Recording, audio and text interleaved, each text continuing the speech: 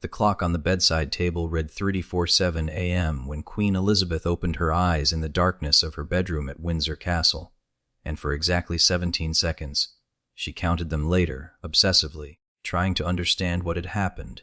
She had absolutely no idea who she was, where she was, or why she was lying in this unfamiliar bed in this unfamiliar room, surrounded by unfamiliar objects that should have meant something but didn't. The terror was absolute, primal.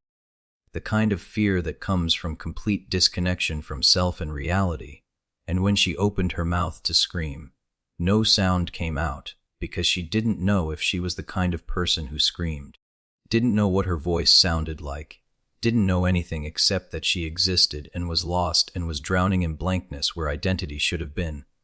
It was March 2003. She was 76 years old and had been queen for 51 years. But in that moment she knew none of that. Was just a consciousness trapped in an aging body in a dark room with no past, no present, no sense of self whatsoever. And when memory finally started returning, slowly, in fragments, in pieces that didn't fit together properly, what came back first wasn't her name or her title or her family, but a single overwhelming question that would haunt her for the rest of her life. If you strip away the crown and the role and the performance, if you remove every external marker of identity, who actually are you? And what does it mean if the answer is nothing? The panic had been instant and overwhelming when consciousness arrived without context. Elizabeth, though she didn't know that was her name yet, had sat bolt upright in bed. Heart hammering, hands gripping sheets that felt expensive but foreign, staring into darkness that was absolute except for the faint red glow of numbers on a clock she couldn't read, because numbers didn't mean anything. Time didn't mean anything, nothing meant anything. She'd reached for the lamp, knocked it over in her panic, heard it crash to the floor with a sound that was too loud in the suffocating silence. Her hands found her face, touching features that should have been familiar but weren't. The shape of her nose, the texture of her skin, the wrinkles she could feel but didn't recognize as belonging to her, because she didn't know what her meant. Was she young, old? The wrinkles suggested old, but she had no internal sense of age, no feeling of being any particular number of years. She could have been 20 or 90 or anywhere in between. The disconnect between the physical evidence of her aging hands and face and the complete absence of lived memory was nauseating. How do you exist without a past? How do you be a person without knowing what person you are? The existential terror of it was suffocating, crushing, impossible to process. She needed help but didn't know how to ask for it, didn't know if there was anyone to ask, didn't know if she lived alone or with others, or where she was or what year it was, or anything at all except that she was terrified and lost and completely, utterly alone inside her own incomprehension. What do you do when your entire self disappears? When everything you are just vanishes and leaves only raw consciousness with no identity attached? She'd managed to get out of bed, her legs shaky but functional, muscle memory working even when conscious memory had failed. The floor was cold under her bare feet, polished wood expensive, unfamiliar. She'd stumbled toward what instincts suggested might be a door, hands outstretched in darkness, found a wall switch, flooded the room with light that made her eyes ache, but at least let her see. And what she saw made no sense. A bedroom that was enormous and ornate, and clearly belonged to someone important, someone wealthy, furniture that looked antique and priceless, paintings on walls that her untrained eye recognized as valuable even without knowing why. This was not a normal person's bedroom. This was not a place where ordinary people slept. The disconnection between the grandeur of the space and her complete lack of understanding about why she was in it made the panic worse. Had she broken in somehow? Was she a thief? A trespasser? Would someone come and arrest her? The thoughts tumbled over each other in chaotic succession, each one more frightening than the last, because she had no framework for understanding her relationship to this space. No way to know if she belonged here, or had somehow ended up here by mistake or violence or circumstances she couldn't remember. She'd caught sight of herself in a mirror, a tall mirror in an ornate frame, and the woman looking back at her was old, 70-something, with gray hair and a face that was distinctive in ways she couldn't name. wearing expensive silk pajamas that suggested wealth and privilege. But this woman was a stranger, completely unknown. Elizabeth had stared at her own reflection and felt nothing, no recognition, no sense of, "That's me," just the abstract observation that this elderly woman existed and appeared to be confused and frightened. Who was she, and why couldn't she remember? The door had opened easily, unlocked, thank God, and she'd stepped into a hallway that was even more overwhelming than the bedroom. A long corridor with paintings and sculptures and furniture that looked like it belonged in a museum. Lighting that was dim but sufficient to navigate by, doors leading to other rooms, stairs visible at one end leading down into darkness. The scale of it suggested this wasn't a house but something bigger. A mansion, perhaps, or a castle, somewhere that belonged to someone extraordinarily wealthy and powerful. And she was alone in it at nearly 4 a.m, with no idea how she'd gotten here or what she was supposed to do next. She'd walked down the corridor slowly, testing doors, finding them locked or leading to rooms that were dark and unwelcoming. One door opened to what looked like a bathroom, enormous marble multiple sinks, a bathtub that could fit several people. She'd turned on the light and looked at herself again in better illumination, definitely old, definitely well cared for, the kind of aging that comes with access to excellent health care and nutrition and comfort. Her hands showed her wedding ring, platinum, expensive, with what looked like significant diamonds. So she was married, or had been. The ring suggested commitment, longevity, wealth. But to whom? And where was he? Why was she alone? The questions piled up with no answers, the blankness where memory should be remaining absolute and terrifying. She'd splashed water on her face, watched the stranger in the mirror do the same, tried to find some spark of recognition in those eyes and found nothing. Nothing, just emptiness where a lifetime should have been. How was this possible? What could cause a person to completely lose their sense of self? And more terrifyingly, would it come back, or was this permanent? Was she going to spend the rest of her life as a blank slate, a consciousness without context, a person without a past? She'd left the bathroom and continued exploring, driven by the desperate hope that something would trigger memory. Something would click and restore her to whoever she was supposed to be. Down the stairs, grand, carpeted, clearly expensive, into what looked like a formal sitting room with furniture that was beautiful but uncomfortable looking, more paintings, photographs on tables that she picked up and examined with growing confusion. The photographs showed people at formal events, wearing crowns and tiaras and formal dress, people who looked important and royal and completely unfamiliar.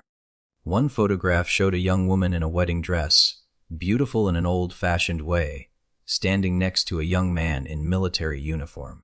Another showed the same couple, older now, with children. Another showed just the woman, much older, wearing a crown and formal robes, looking regal and distant. The woman looked somewhat like the old woman Elizabeth had seen in the mirror, but younger, different, separated by decades. Was this her? Had this been her? The photographs suggested a life of extraordinary privilege and formality, a life that involved crowns and ceremonies and public appearances. But Elizabeth, still not knowing that was her name, had no sense of connection to these images, no feeling of, yes, that was me. I remember that day. They were just photographs of a stranger living a stranger's life. Who was this woman, and why was Elizabeth in her home? A clock somewhere in the house chimed 4 times, the sound echoing through empty rooms, marking time passing but meaning nothing because time required context and she had none. 4 a.m, hours until sunrise. Hours of being lost in blankness with no one to help because she was alone in this enormous place and didn't know how to call for help even if help existed. She'd wandered into what looked like a library, walls lined with books, leather chairs, a desk with papers on it, and she'd sat down at the desk because standing was exhausting and terror was draining, and she needed to rest even though rest meant staying in this horrible liminal space of non-identity. The papers on the desk were official-looking, government documents, it seemed, with seals and signatures, some of them addressed to Her Majesty. Her Majesty. The words triggered something, not quite memory but a sense of significance, a feeling that this phrase should mean something important. Her Majesty, a formal title, royal, The photographs with crowns suddenly made more sense. This was a royal residence. These were royal documents. Was she royal? The thought seemed absurd, impossible, too grand to be real. But the evidence surrounded her, the castle or palace, or whatever this massive building was. The photographs showing formal ceremonies and crowns, the documents addressed to Her Majesty, the level of luxury and formality in every detail of the environment. Was she a queen? The thought was so preposterous that she almost laughed. Except nothing was funny. Nothing about this situation was even remotely amusing. But if not a queen, then what? Who lived like this? Who slept in bedrooms that size? In buildings this massive, with this level of formality and wealth? The pieces didn't add up to anything, except the impossible conclusion that she might be royalty, might be important, might be someone whose identity should be known and recognized. But by whom? And for what purpose? And why couldn't she remember any of it? She'd picked up one of the documents. Something about parliamentary business, technical language she could read but didn't understand. And at the bottom was a signature. A very distinctive signature. Looping, confident, the kind of signature that came from signing thousands of documents over decades. Elizabeth R. Elizabeth Regina. Elizabeth the Queen. And seeing that signature triggered something deeper than the previous glimmers. Not quite full memory, but a sense of ownership, a feeling of, I wrote that, that's mine, that's my name, Elizabeth. Her name was Elizabeth. The relief of having even that small piece of identity was overwhelming, brought tears to her eyes, made her gasp with something between gratitude and terror. Elizabeth, she was Elizabeth. But Elizabeth who? Elizabeth what? The R stood for Regina. Queen in Latin. She knew that somehow that knowledge had survived whatever had taken her memory. So she was Elizabeth Regina, Elizabeth the Queen. She was the queen of somewhere. England, Britain, the United Kingdom, the Commonwealth. The knowledge was there but fragmented, incomplete, like trying to see through frosted glass. She was a queen. She had been queen for a long time. She was old, 70-something, had been doing this job for decades. But what did being queen mean? What did she do? What were her responsibilities? What was her life like? The role existed as an abstract concept, but without any lived experience attached, without any sense of what it felt like to be queen, what she thought about it, how it had shaped her, what it had cost her. She was Elizabeth Regina, queen of somewhere, living in this palace, sleeping alone, signing documents at 4 a.m. because she couldn't remember who she was.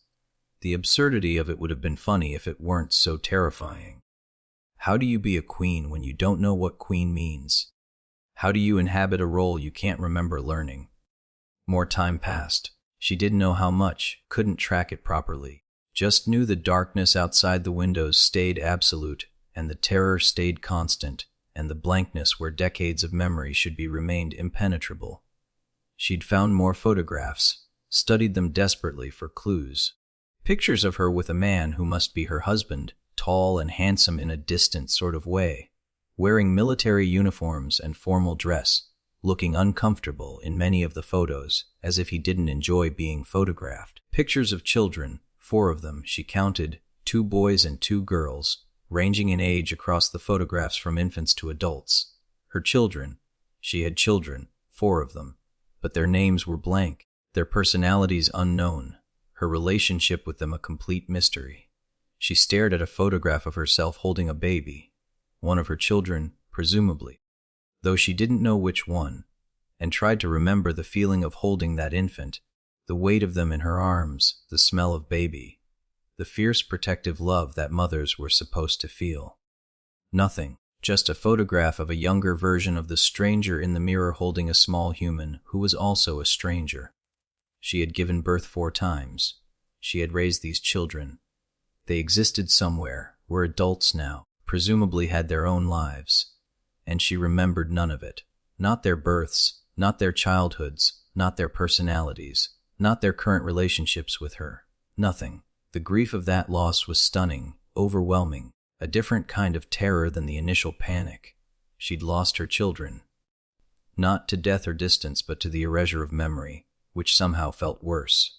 They still existed, were still her children, but she couldn't access any of the lived experience of being their mother.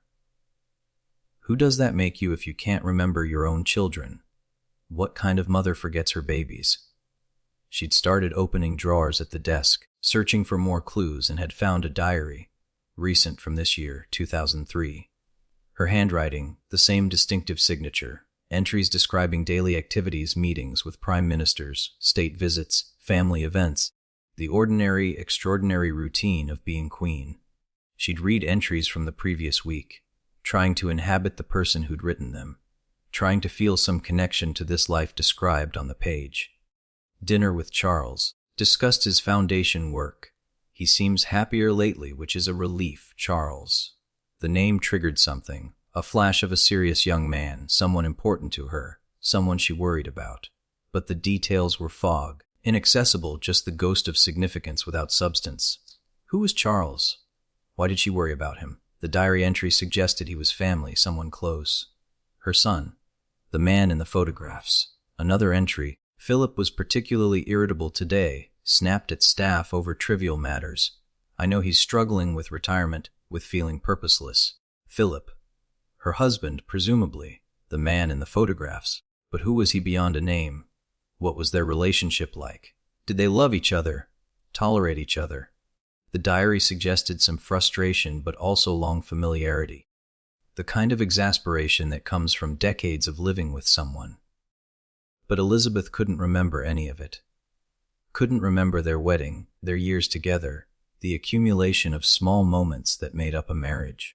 Just blank space where a lifetime of partnership should be. Who loses their husband to amnesia while he's presumably sleeping somewhere in this same building? The wrongness of it was nauseating. The darkness outside was beginning to thin, the faintest suggestion of dawn approaching. 5 a.m. maybe, or close to it. She'd been lost in blankness for over an hour now, wandering through this palace, trying to piece together an identity from external evidence when internal knowledge remained stubbornly absent. The terror had dulled slightly, not gone, but become more manageable as she accepted that memory wasn't going to return immediately, that she was going to have to survive in this state for however long it lasted. But the existential questions remained urgent and unanswerable. Who was she without her memories? If everything that made her Elizabeth, her experiences, her relationships, her accumulated knowledge, was gone, what remained? Just a body, just basic consciousness. Was that enough to constitute a self? Or was identity actually external, actually composed of the roles we play and the memories we carry and the relationships we maintain? If so, then without access to any of that, she was essentially no one. A blank space in a queen's body, a consciousness occupying a throne without understanding what the throne meant or why she was sitting in it. The philosophical horror of it was almost worse than the practical terror. She'd spent 76 years becoming this person, accumulating experiences and relationships and knowledge, and all of it had simply vanished, leaving her stranded in the present with no connection to her own past. How do you live without a past? How do you be a person when you don't know what person you're supposed to be?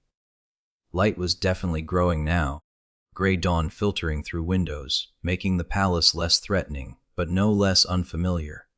Elizabeth, clinging to that name as the only piece of identity she had made her way to what looked like a formal dining room, found a door that led to a kitchen, managed to figure out how to make tea because muscle memory functioned, even when conscious memory failed.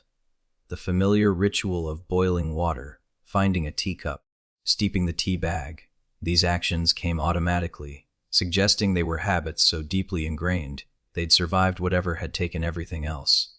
She'd sat at the kitchen table, holding the warm cup, staring at nothing, trying to make sense of her situation.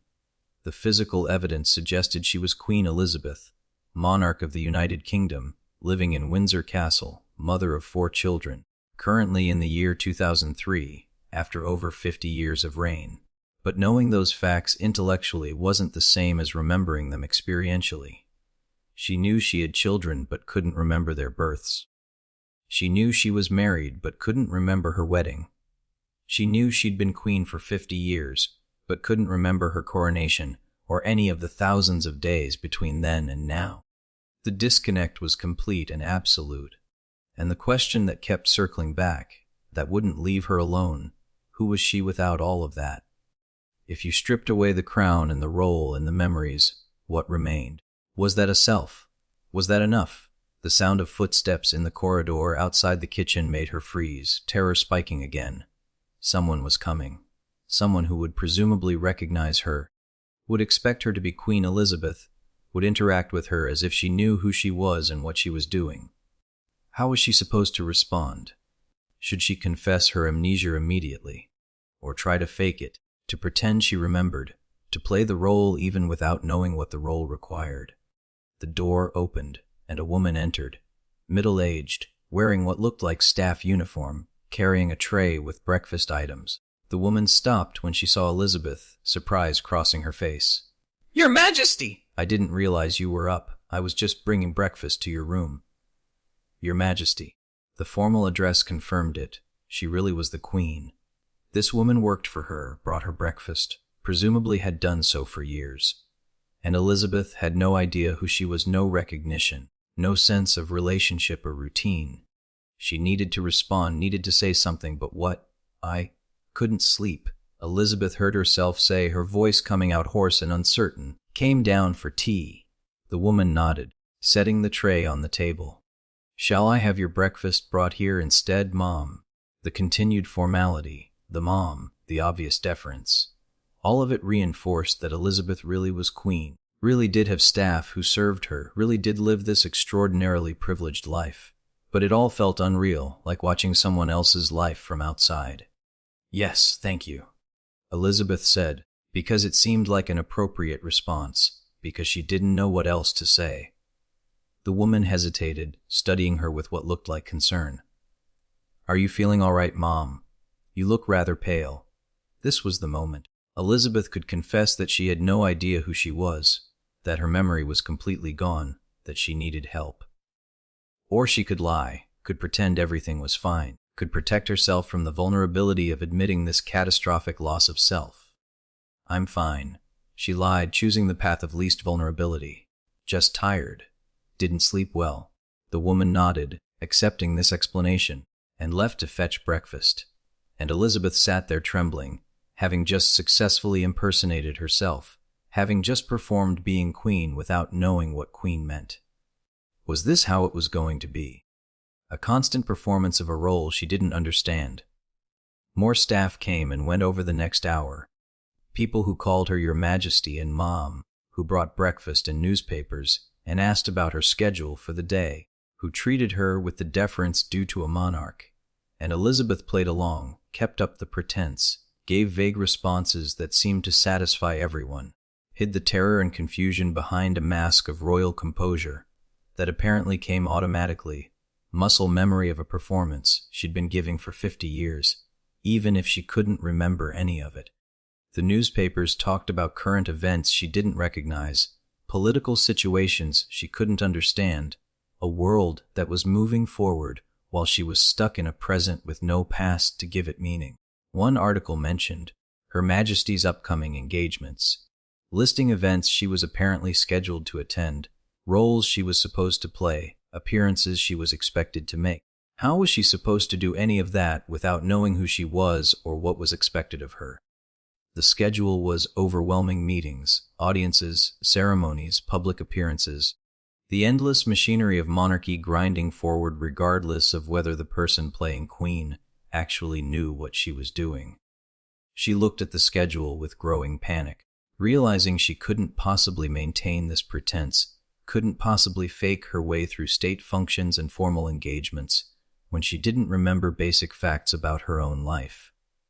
Eventually she'd make a mistake, would fail to recognize someone she should know, would betray her amnesia through some obvious gap in knowledge. And then what? Public exposure, medical intervention, the end of her reign. At some point, she'd lost track of time, her sense of temporal continuity as disrupted as everything else. A man had entered, tall, old, distinguished-looking, clearly comfortable in this space and with her. He'd kissed her cheek perfunctorily and said something about a naval meeting, back by lunch. Philip, her husband. This man was her husband. Elizabeth stared at him, this stranger who'd just kissed her, who was talking about his schedule, who expected her to know who he was and respond appropriately. and she had nothing. No recognition, no memory, no sense of relationship. Just a tall old man who happened to be her husband. "Are you all right?" he'd asked, noticing her stare. "You look odd." Another chance to confess. Another chance to tell the truth. And again she'd chosen the lie. Fine. Just tired. He'd accepted this with a shrug. Not particularly concerned, and had launched into a monologue about his meeting.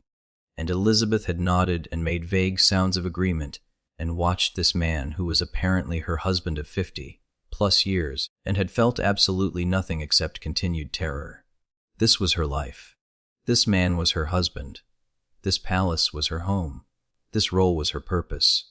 And none of it felt real. None of it felt like it belonged to her. All of it was just evidence of a life someone named Elizabeth had lived, but that she had no connection to. And then, slowly. So slowly she almost didn't notice at first. Things had started coming back. Not in a rush, not all at once, but in fragments. She'd been looking at a photograph of one of her children, a young man in military uniform, and suddenly a memory had surfaced holding a toddler, teaching him to ride a pony. His laugh when the pony trotted faster than expected. Charles. His name was Charles, and he was her eldest son, and she'd taught him to ride when he was small. The memory was vivid but isolated, didn't connect to anything else, but it was something. More fragments followed over the next hours. Her father's face, suddenly clear. A memory of her coronation, the weight of the crown, Philip's proposal, the births of her children, not all the details but flashes, moments. State visits, conversations with prime ministers. The memories came randomly, unconnected, like puzzle pieces scattered across a table, but they came slowly, gradually. By noon, she had maybe 20% of her memories back, enough to know who she was. By evening, maybe 50%. By the time she went to bed that night, maybe 70%. And over the following days and weeks, the rest had gradually returned, until she was fully herself again, fully Elizabeth, fully queen, fully connected to her own past. But something had changed. Something fundamental that would never return to what it had been before. Because for those 6 hours of amnesia, she'd experienced something most people never experience, complete disconnection from identity, absolute loss of self. And in that blankness, she discovered something devastating. The performance was so ingrained, so automatic, so deeply programmed, that she'd been able to play queen, even when she didn't know who queen was. The role had continued functioning, even when the person inhabiting it had completely disappeared. What did that mean? Had the role actually consumed her? Had she been performing so long that the performance had replaced her authentic self? If you can be queen without remembering you're queen, just running on autopilot, does that mean the role has completely consumed the person? The questions were unanswerable but inescapable.